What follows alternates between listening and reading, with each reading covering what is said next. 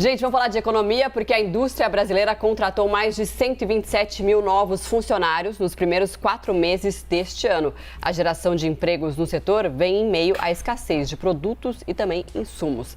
A Isabelle Saleme tem as informações.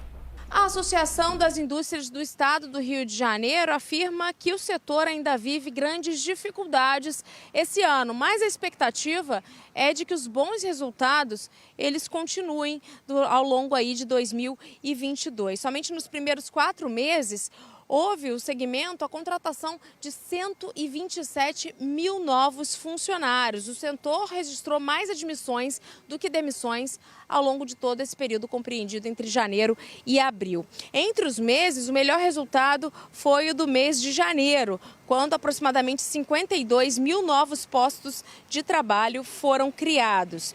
De acordo com economistas consultados pela CNN, o que tem puxado esse bom desempenho da indústria é justamente da indústria de transformação, que corresponde ali à fabricação de vestuário, calçados e biocombustíveis. E a OCDE reduziu a projeção de crescimento da economia mundial e aumentou as estimativas de inflação. Mas o órgão ainda acredita ser baixo o risco de um cenário de estagflação generalizada, como houve na década de 70, quando a crise do petróleo gerou o descontrole da inflação em todo o mundo, aumentando também o desemprego. A gente volta com a presença aqui da Thaís Herédia, que vai comentar essas projeções, inclusive até mais cedo, né, Thaís? Eu estava te perguntando justamente da possibilidade de cenário de estagflação, você estava me explicando, né? Do jeito que ele explicou, eu entendi tudo. Se você compartilhar com a gente aqui, vai ser ótimo. Vamos lá.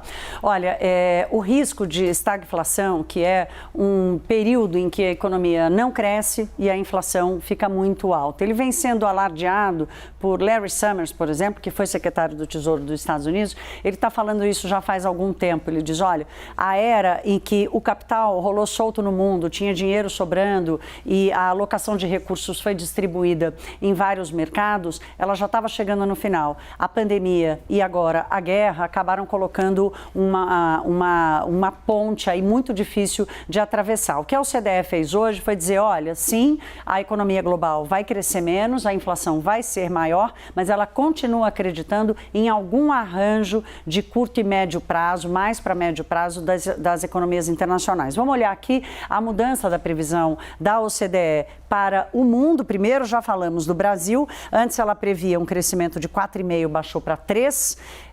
Para 2023, para o ano passado, ela também reduziu de 3,2% para 2,8%. Aqui está a mudança mais importante, que é a elevação da inflação. Ela previa uma alta de inflação de 5% global, o que já seria uma inflação muito alta comparado ao nível de 3% dos últimos anos, para agora 8,5%, um nível absolutamente impensável nos últimos anos. Para 2023, a inflação vai continuar alta. Então, é essa mistura de crescimento muito baixo com uma inflação ainda muito alta que mais assusta hoje os investidores, Jairo. O mundo crescer abaixo de 3% significa que em alguns países vai haver recessão.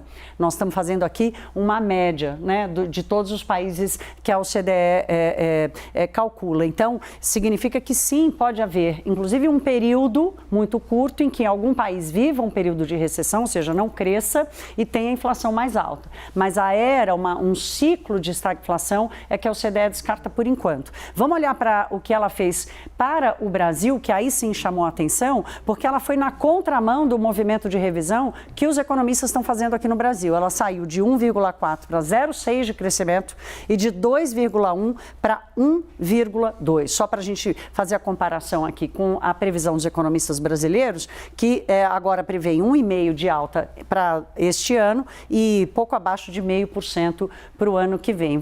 Só para fechar aqui, eu conversei com o Matheus Pisani, da CM Capital, e com o Mauro Morelli, da Davos Investimentos, e o Matheus está um pouco preocupado, dizendo o seguinte, olha, a OCDE está olhando uma perda de ritmo da economia muito forte para o segundo semestre. E concorda um pouco com essa revisão de um PIB menor. O Mauro acha que a OCDE quis ser coerente com essa previsão de queda para o resto do mundo, e a OCDE fala rapidamente ali de uma preocupação com a eleição, e o Mauro diz que sim, pode vir um estresse maior, mas que não necessariamente pode provocar uma perda tão grande do ritmo da atividade assim, pelo menos não para este ano.